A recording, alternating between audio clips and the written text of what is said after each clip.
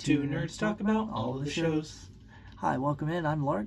And I'm Shadow. We're the Theater Imps, and this is a recap of the 2025-2026 theater season and the update to the Playbill collection. We're starting off strong with Noel Coward's Blithe Spirit. This was a really great production. I'm a sucker for the classic plays. Shadow? And the company that did it down in Bartlesville, Oklahoma, amazing venue, amazing theater troupe. They utilize such a small space very well. Any limitations they had were not limitations at all. They utilize every ounce of space, every ounce of talent. It is amazing. Yeah, literally a great crew that Bartlesville has. I really looking forward to seeing their shows. Followed that up with Macbeth, which wasn't as strong a show, but the biggest issue was that a lot of the actors, are community college students, and it was their first stage performance ever. And Shakespeare's really hard to do, even if you are experienced. So absolutely, the people that are at the community college have really come into their own as the season has gone on, and really good to see that. But even given the limitations of, lack of experience, they did Billy Shakes proud. Oh yes. And then Rocky Horror Show. This is just a gift playbill. My friends went to go see this, and they brought me home a program because they know I collect them. So. Addams Family Musical, this was really good for a high school production.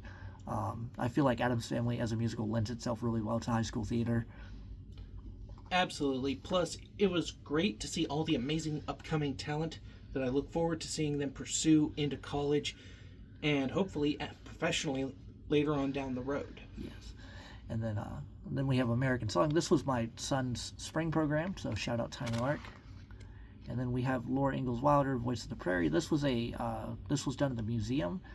It was kind of a history biography kind of play, kind of one of those educational things. Like if you went to a museum and there was a wax figure of Laura Ingalls Wilder and you pressed a button, the things she would say would be in this play. So just a really fun time. And there was a lot of really nice talent from the previous years at the college that were able to be in this that haven't been in ICC productions in a while. But speaking of ICC Productions, Ride the Cyclone, one of my favorite shows of all time, and they nailed it. Absolutely, same cast as from Macbeth, but they had really started to come into their own. They were getting used to being on stage and performing. They did amazing, and you could really see their capabilities shine through. Yeah, just a lot of growth. And, Ride the Cyclone is such a hard show already. So I was a little nervous to see how they were going to do this one. And I was so happy for them to pull it off. And the playbill is great. I don't have very many pink playbills. So absolutely. And similar to Blithe Spirit, Ride the Cyclone is a very fast-paced, comedy-heavy production, but is centered around death, which is a really morbid thing to try and put into any medium and still make it relatable and funny, and yet they made it work. Oh yeah, no, for the macabre plot, there's so much heart in this one. That's why I love Cyclone a lot. Birthday Candles with Noah Heidel. This is by Noah Heidel. This is a play that I went to go see with my aunt and my mom. My aunt recently came back to Kansas, so to celebrate, I was like, we should all go see a show. And we picked this one because I've read Birthday Candles, and it's a wonderful show about legacy and life and death and cycles. There's a lot of kind of Hindu philosophy in it about like the divinity within oneself. It really speaks to you. And at the end, somebody, when the lights came down, yelled out, "These programs didn't come with any tissues." And I feel like that's a very apt description of the play. Didn't get to see it when it was on Broadway because that was kind of like post-pandemic era, but it was really fun to see. So, and then we followed that up with Much Ado About Nothing, which was a quote-unquote 80s version, but it was a really fun rendition with a twist to the soundtrack and theming, costume-wise, for a classic William Shakespeare production. The only thing is they didn't lean super heavily into the framing. They just kind of dressed people up in vaguely 80s suits and then played 80s music in the background. Yeah, like the ball scene where when they're at the masquerade and everyone's revealing their deepest hidden secrets, they're just playing Don't You Forget About Me. And then at the end, I think, did they play Billie Jean? Yes. Yeah. So, which apt, I suppose. Absolutely.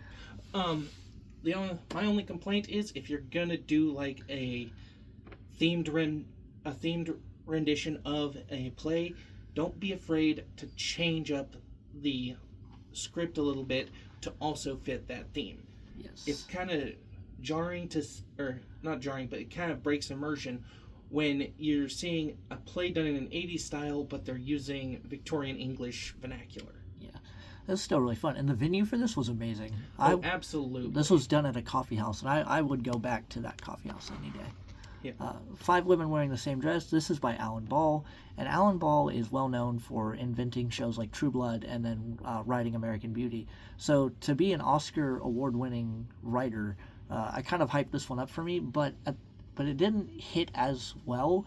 This was written in 1993, so it's got a little bit of a dated element to it.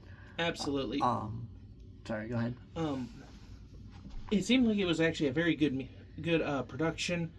However, one of the issues I have is that the company that did it, the Coffeyville Community College, it just seemed rushed, which is likely a part our fault because we went to see the final showing of it. Yeah. And, I mean, the runtime is supposedly around 2 hours. We were out there in about an hour 30, counting the intermission. Yeah. So, and it's mainly a dialogue play. There's not really a lot that happens that isn't spoken word. So. Yeah, it's one of those one scene, small cast plays, which, nothing against that, especially if that's all you got to work with. Yeah. And then finally we rounded out the season with Living Dead in Denmark, and you'll notice ours is signed because we actually got to meet, and this was done for the William Inge Festival, where we invite a famous playwright to our town and have a whole week celebrating them and just celebrating theater in general. And the guest this year was Ki Gwen, and we actually got to meet Ki Gwen, and what a great guy. Absolutely. Very personable, willing to talk with you for as long as you want. He actually has to have a handler to tell him, hey, we need to move this along. There's other people waiting. Right. But no, so we actually filmed the conversation panel with him that you can find on the channel. And yeah, it was a fun show. The plot is that Fortinbras, or however, brings back the heroines of Juliet and Lady Macbeth and all that back to life, and they have to fight a zombie apocalypse. While being zombies themselves, apparently. Being zombies themselves. So it's got a lot of themes about mortality, death, what death really is, and I kind of like how that ties into Shakespeare's theming. Absolutely. Because it's a parody play, but it asks the same questions I think Shakespeare would ask. What is death? Yeah, and plus they balance that with certain elements of comedy. The play takes itself seriously, but not too seriously. I did like our production changed one of the jokes where they get confronted with these mirrors of themselves, and when Ophelia meets their mirror, it's Taylor Swift's Bad Blood. Like, they go, now we got bad blood. And the other character's like, what does that mean? And she goes, it's a long story. In the book, it's a reference to the Lumineers song, Ophelia. Oh, Ophelia. And I like that they kind of updated it for the joke, because Fate of Ophelia just dropped as an album.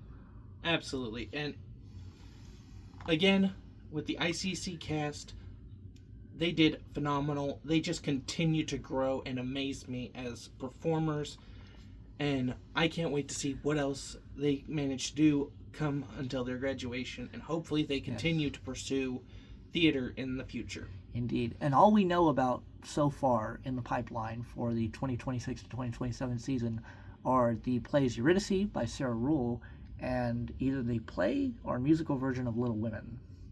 Which I'm looking forward to both of those. Yes, Eurydice is a fantastic play. I love Sarah Rule very much. Absolutely. And I've never seen the musical or the play version of Little Women, so we'll see how that goes. But until that time, we'll be cranking out episodes of Two Nerds Talk About, the theater podcast where we discuss these plays and musicals in depth with each other, as well as various tropes and just fun talking points that pop up regularly in theatrical productions. Yes. So thank you for your time. Thank you for watching. I'm Lark. I'm Shadow. And we'll see you later.